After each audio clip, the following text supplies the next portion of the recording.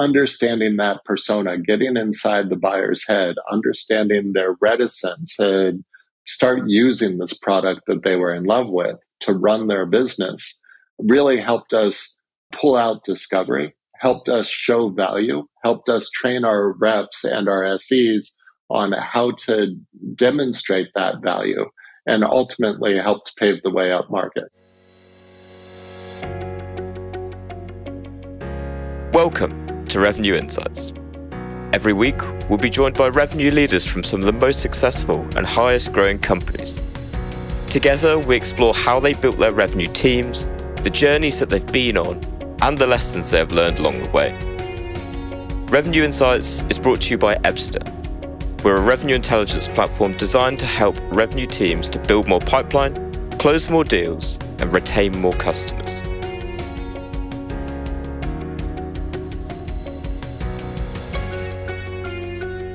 Hello there. You are listening to Revenue Insights. Today, I'm joined by Rusty von Waldburg.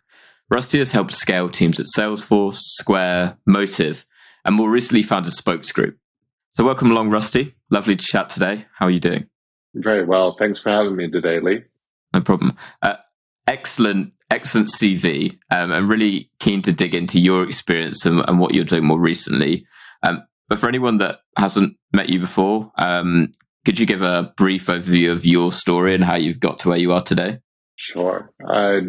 When I first got into technology, people told me that there's two things to do in tech. Either you're building it or selling it. And one of the things I discovered is there's actually a third leg to that stool. It's building the machine that grows the company. And that's the product that I've made a career out of building. So I got into this out of engineering, where I discovered that the same skills that go into building a great product of discovery, testing, execution, go into building great companies. Found my way into strategy consulting. And from there, as we built a firm, we were invited further and further down that RevOps path, from pricing and packaging into segmentation. And eventually somebody asked us to build them a CRM. I fell in love with Salesforce, spent 6 years there, going from about 200 reps in one product to thousands of reps in many products. I was invited to be the first salesperson at Square and helped grow that team to more than 70 reps very quickly. And we delivered a lot of the growth of Square's IPO. One of the things that I got fascinated by was automation. So I went out and built a chatbot platform before coming to Motive and helping to scale that team from 70 million to 200.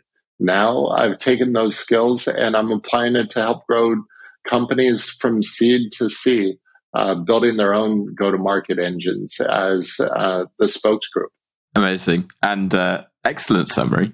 So let's touch on that a little bit then, because your experience really is, and I was having a look into your LinkedIn before, you've kind of straddled between both operations and sales, and obviously was a product background as well. So really nicely rounded on the whole. So what learnings have you taken from that to really start to build go-to-market strategies today? What is your approach to it? I really think about the go-to-market engine as a product that gets built for the company. Taking a sort of a customer-first view of this, we can think about building a roadmap for the stage of company that you're at and what needs to be done. At some companies, it's all about building traction. You're early stage, you're focused on the persona, the pricing, and the cadence of building pipeline.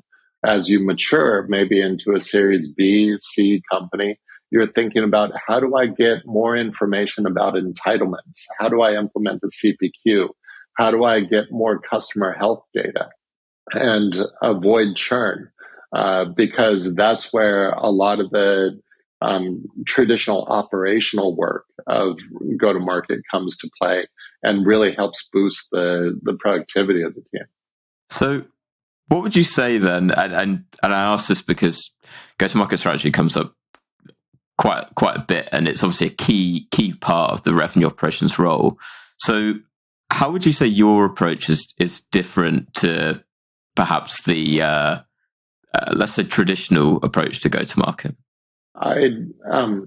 I think the place that I spend a lot of time is on the buyer persona, because at the end of the day, people buy from who they like and trust, and they're out to solve a problem for their company. One of the places that we encountered this most starkly was as we built up Square. Square had a tremendous PLG motion when we started the sales team. And one of the things that we discovered is big companies weren't buying Square. They were using Square for maybe a pop-up, but they weren't using Square in their day-to-day operations, where smaller companies were really happy to adopt Square. And then there was a zone in between where I think we had some leading adopters or early adopters of Square for big companies. But when you're implementing a POS system, you want to understand the workflow of that new POS system in really deep detail. You want to understand how inventory is managed. And if you have a team of 12, 30, 50 people, you're not going to take an experiment and potentially disrupt your entire business.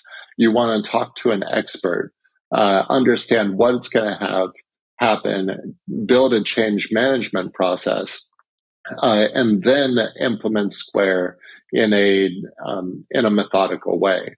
So, long-winded way of answering your question of understanding that persona, getting inside the buyer's head, understanding their reticence to start using this product that they were in love with to run their business, really helped us pull out discovery, helped us show value, helped us train our reps and our SEs on how to demonstrate that value, and ultimately helped pave the way up market.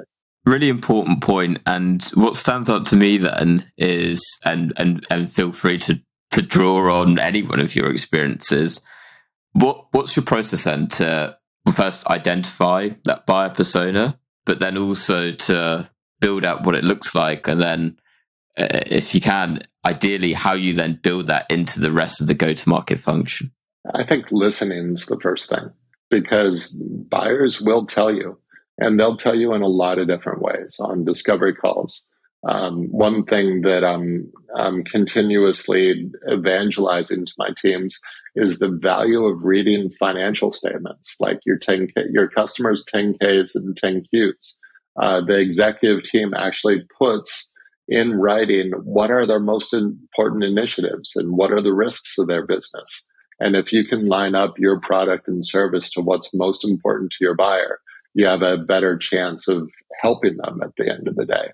Then it's reinforcing that, documenting the personas, documenting the handoffs between your teams. So what are the objective criteria that an SDR needs to achieve in an opportunity for an AE to accept it? And having that handoff negotiated in a objective way really helps speed the sales cycle, because you're communicating, here's what's important to my buyer. Here's the next step they want to see. This is what's really important in the demo. And then it carries through the sales process, where you're reinforcing how you're going to address pain points all the way through. And are you building that from your perspective into, top end of the funnel, into, business development and through marketing, or do you see it spreading throughout the customer journey? It's throughout the customer journey. I think one of the most important things is to create that feedback loop, because as companies grow, you get to the point where there's separate teams for product marketing, for sales development. And one of the things that happens at the founding stage is founder-led sales. All those roles are the same people. So the feedback loop is really tight between what you're learning about buyer personas and how you're marketing your product. As these grow and specialize, it's really important to maintain that feedback loop and bring the feedback from your sales development team to product marketing of, I don't think this pitch, or my buyers are really curious about this other element that we're not talking about. how do I talk about that with them and get some PMM help on it, or bring back. And one of the things that we do at the Spokes Group is we actually build ROI selling tools, which take the business demo of how do you build a business case for a product or service and turn it into a structured conversation where you're capturing the customer's information, and their data helps you build a business case throughout the sales cycle. So it helps set up the success criteria for a POC or a trial, and then puts you in a great position to negotiate price at the end of the deal. Is that? I think that's a really interesting point that I'd love to dig more into, because being able to capture that data and be able to demonstrate the potential ROI, it makes it a no-brainer, right? So what does that process look like? Is that what does that process look like for you in terms of, is that how you're working with customers, or how you prove to customers the ROI? Yeah, this is a service that the Spokes Group does for customers today. And let me tell you about how we build it and then how it gets used. Yeah. So what we do is very similar to product marketing work. We go out, we talk to 10 of your customers or prospects, and we listen to the pain that they're looking to address with your product. We do a ton of market research so that we're able to build logical structures with inputs and outputs of how your product delivers business value. And we capture all that in a model that looks a lot like a PowerPoint slide. And what that does is it's a lot like doing a product demo of you're asking questions in a very structured way, just as you would as you went through a product demo, uncovering pain points and understanding not only the value that you deliver, but who does that value matter to? Coming back to personas a little bit, you have a champion inside a company that might be a user of your product or might own the function that your product's going to help. But there's an economic buyer. There's other stakeholders that are curious about maybe risk reduction or different elements of your product or service. And exposing those and measuring them actually gives your champion a chance to be a hero by bringing a business case that speaks to that array of stakeholders and making the decision more about the business value of that you're going to deliver and an ROI case. Because without that, it's on your prospect to sort of guesstimate it based on what they think of your demo, their confidence in your capability to implement, and that calculation is on their side. So you're really helping them out by structuring that business case. And I think the bit that stands out to me there, and to bring us back to the point on the feedback loop, I've certainly found with feedback loops like that, like you're getting from those customer interviews, it's a question that I like to ask quite a lot, because I don't think there's one clearly defined way of building these feedback loops, and often find that they're often more organic than anything. So in your experience, could you perhaps give one example of, I guess, what you'd consider to be one great feedback loop? Because I don't think there's a process to do it. Feel free to touch on that. But would love to know your perspective and perhaps one experience that you've had of it really working. Where it's worked best, we've designated floor champions for different products. So we had AEs that were specialized in product A or product B. And that did two things. One thing, it gave everybody on the floor somebody to go to if they had a question about the product, an expert with that next level of detail. It also created a lightning rod for all the feedback on that product. So that AE actually had a career opportunity by going and meeting with the product team on a regular basis, monthly, and sharing that feedback in a structured way. Because without that sort of organic partnership and collecting feedback from across the team, it's the loudest AE or the biggest deal that influences product, which is usually not the right thing.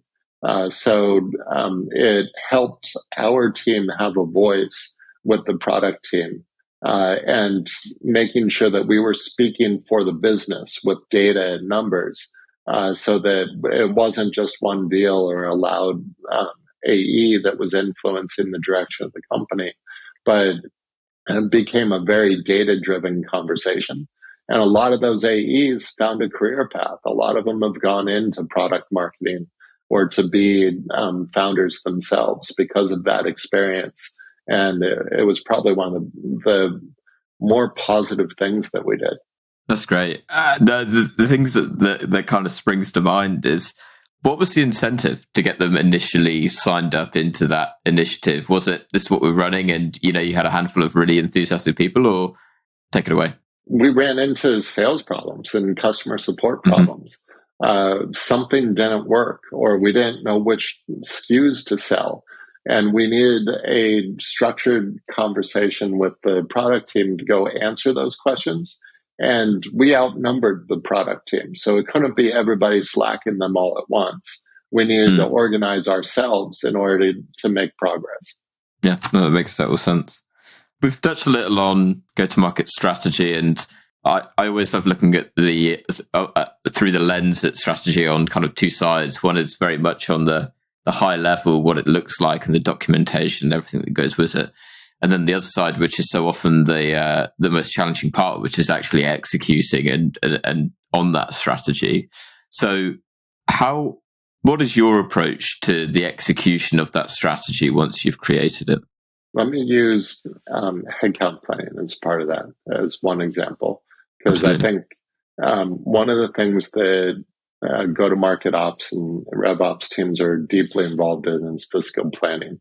So how do we, what are the markets that we're going to invest in over the course of the year, with sales, with marketing, and with product? And how do those stack rank? From there, where are we going to put our resources?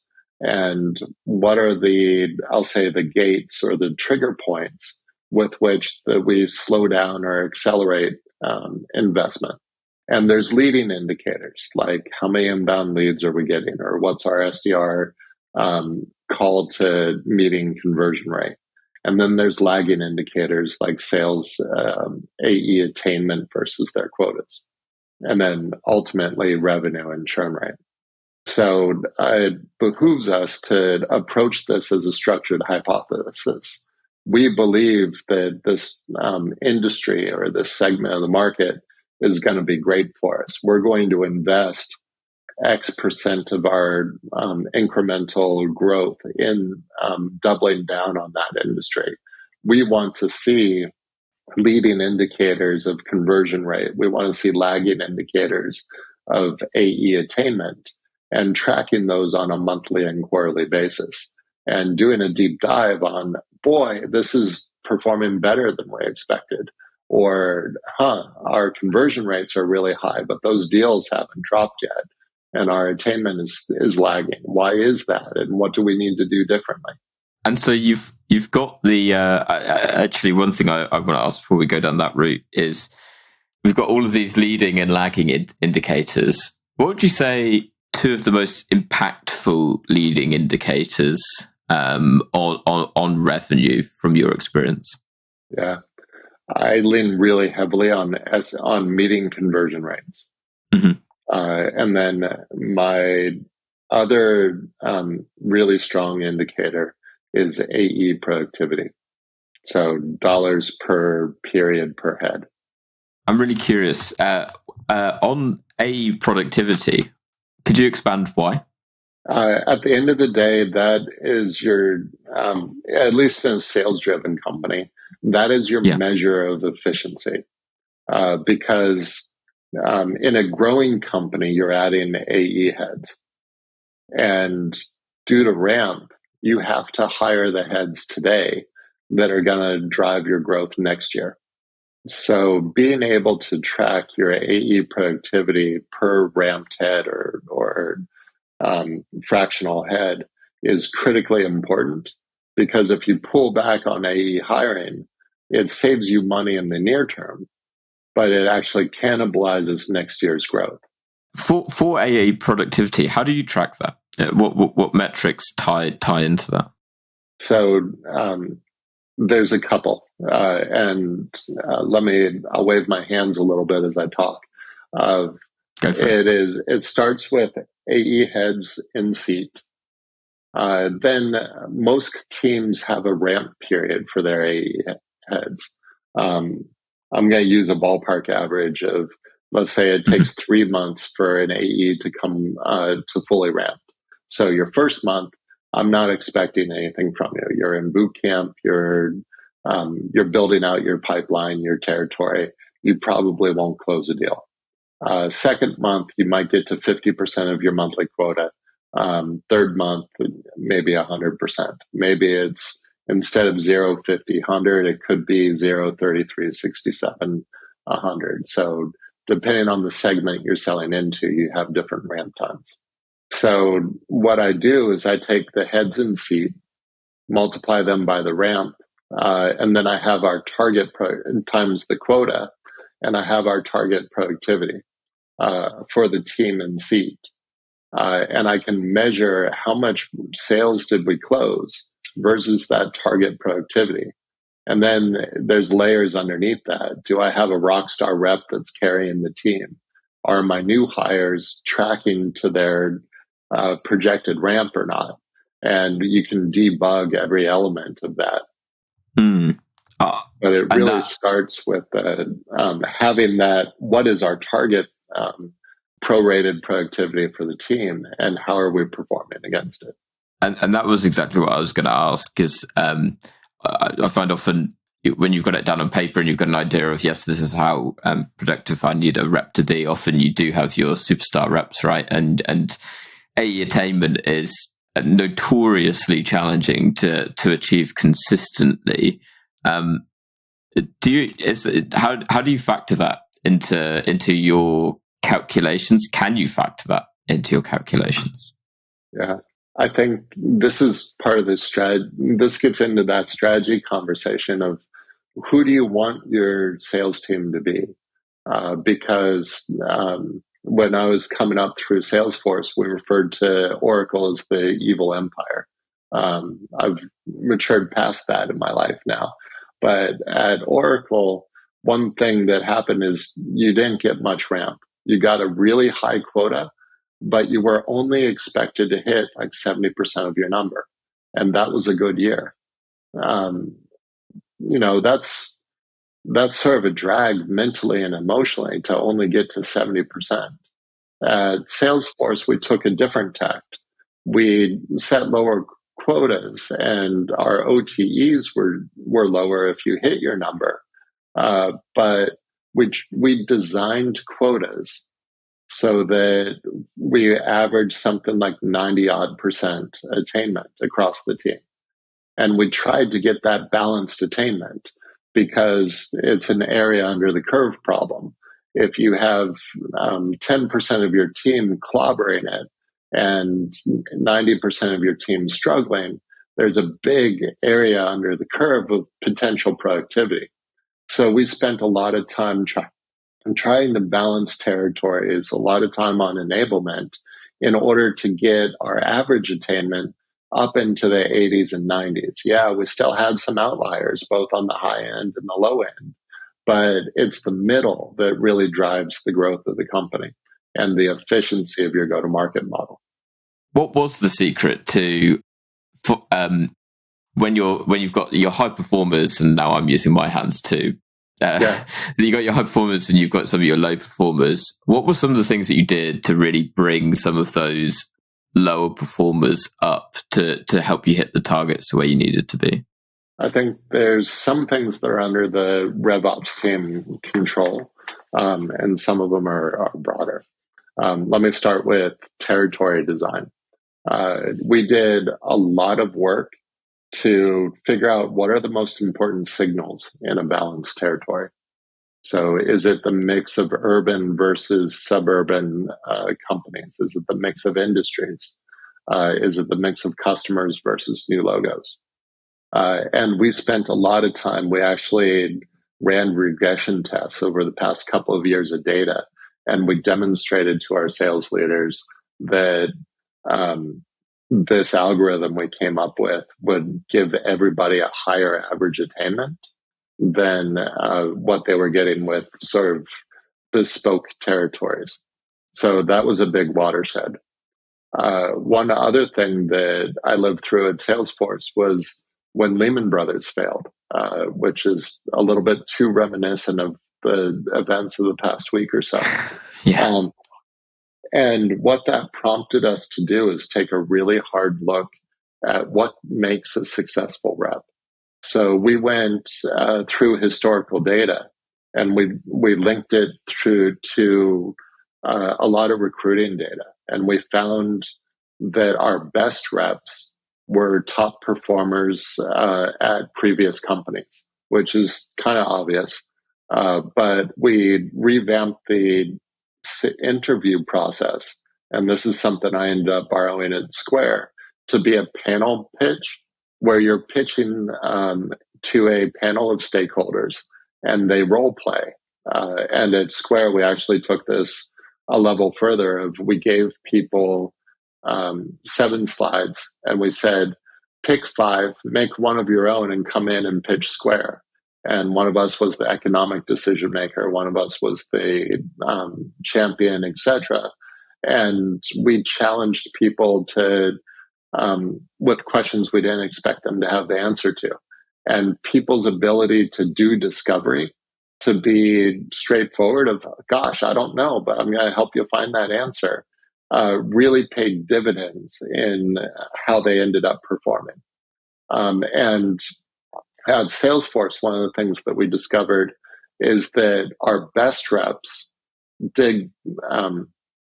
were able to sell across a wider variety of payment types. So they sold quarterly, they sold annually, they sold multi-year, and they sold more products. So Sales Cloud, Service Cloud, etc., which was a big indicator to us that they were selling what the customer wanted to buy. And we tried to replicate that ability through enablement, because we also had top reps that showed up at President's Club every other year. And they were more like 2-year-olds with hammers. They knew how to sell one product, and every other year they would clobber it. But we tried to recruit that army of people that could do well in these territories that were a lot like an assembly line. They were very balanced, very interchangeable. And we tried to put the team on the field that could sell exactly what the customer wanted to buy. The question that came to mind as you were going through that was, love the point of having a committee when interviewing. Were there consistent factors that you were looking for in that hiring process? Was it like a characteristic, a certain behavior, an outlook on things? I'm intrigued to know if there's perhaps like very tangible things. It's like, yep, this person's got it. We know that they're going to be a good fit. 2 things really came to the fore of asking questions about the business before offering solutions. And then really strong next steps. What is it? What when you say a really strong next step, what would you say that is? It's concrete and specific. So as an example, hey, Lee, thanks for your time today. I'm going to, let's look at calendars right now, because you've asked me for X, Y, and Z. And I'd love to block time. Does next Tuesday work for you in order to answer these questions? And can you bring your manager to that meeting? Because a lot of these have to do with the economic questions that they're asking you. Can we make that happen?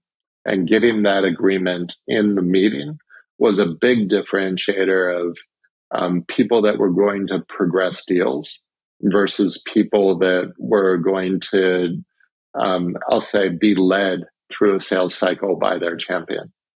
Yeah, really interesting. And now we're talking about your experience before.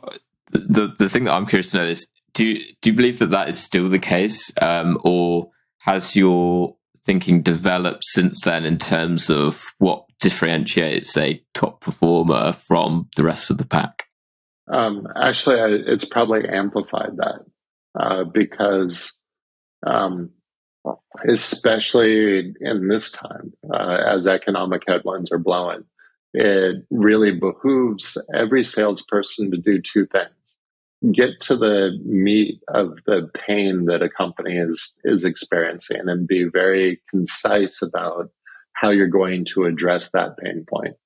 And then, secondly, be stingy with your time. You want to move deals forward.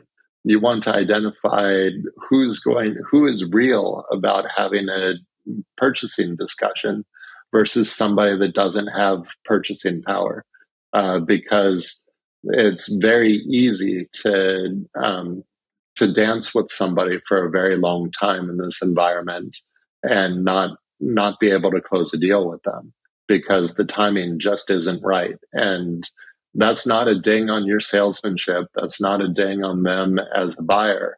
It's just the timing isn't right. And there are people out there for whom the timing is right.